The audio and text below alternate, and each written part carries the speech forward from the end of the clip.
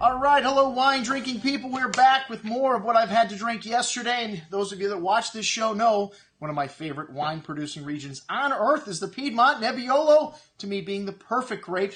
And we had a producer in, the Piedmont guy, with our friend Anthony from Florida Wine Company the other day, and some wines from a small winery, Negro, which these guys producing some outstanding Arneis from Roero. Roero is the region above Barolo and Barbaresco, and they've got completely different soil there, mostly sand, maybe just a tiny bit of chalk and clay, but and a lot of fossils. This is something that if you go to these wineries, they're very proud of their fossils. They'll show them to you. And this is where the great white Arneis varietal does extremely well. And there's only a few varietals, Cortese and Arneis, that they grow in a large amount in the Piedmonts.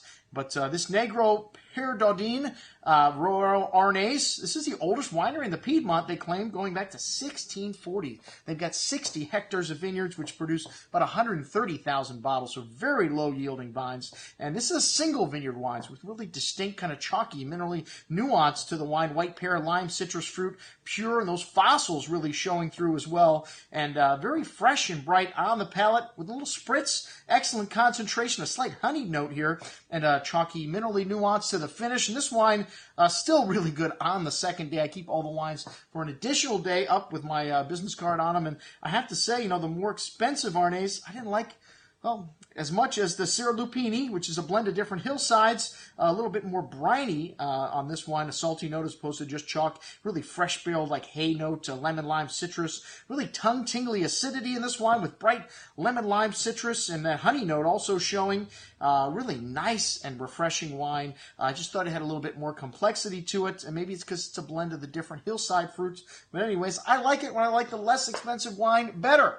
Both wines showing outstanding concentration and depth still on the second day. All right, and well, we did have an older vintage. We had one of these wines. We had a 2007 vintage of the Perdaudin in the store. This wine, outstanding. The Piedmont guy bought the bottle and opened it up. Candied lemon zest to this wine, chalk-like minerality, showing some wonderful freshness still, even though it had some evolution on the nose. A good bit of fruit on the tongue, that seashell-like minerality, that tangy, bright acidity finishing really nice, along with that honeyed note to this wine, which was really pronounced on the second day. And this wine still very fresh on the second day.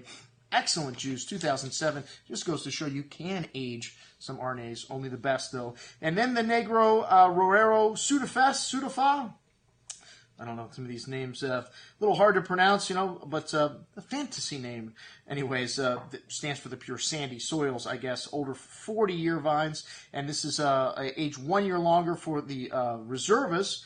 It's actually age 1 year in wood, 1 year in the bottle. That's the standard for Roero Arneis, or Roero Red, I guess. And this wine's a blend of different vineyard sites. A good amount of ripe berry fruit here on the nose with exotic spice, a host of floral notes, and a lot of ripe, delicious cherry fruit showing on the tongue. This 2009 vintage, a little bit warmer, a little bit more lush, silky, smooth tannins, really nice structure, a little bit of tartness on the finish on the second day. This wine showing that richness even more, and really excellent concentration in this wine. And then the 2010 Prachiosso.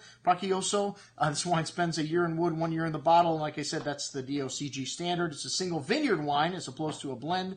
And bright red cherry fruit, pretty floral notes, exotic spices. Really classic, this 2010 vintage. Showing more tannins, especially on the second day. A little drier on the finish. Really pretty red berry fruit, though. A smooth, silky, ripe tannins. But like I said, turning a little bit chalky there, especially on the second day. Wonderful underlying acidity. Wonderful concentration in this wine as well, man.